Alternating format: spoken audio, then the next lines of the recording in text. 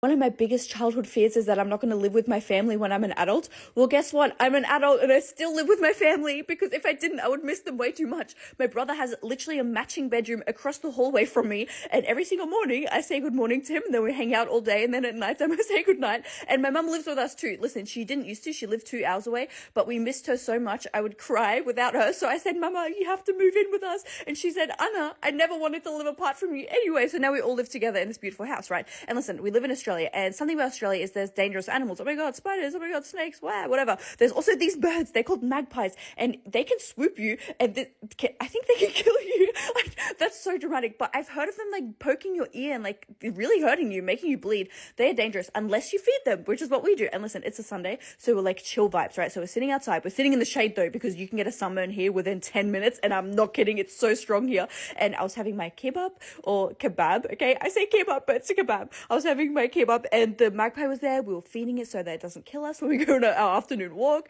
And I was a bit ugly. It's not gonna lie, my face was a bit whatever. So I did my eyebrows, and now I feel cute. Listen, if you're ever like, oh, I look so bad, just do your eyebrows and put some mascara on, and it fixes everything.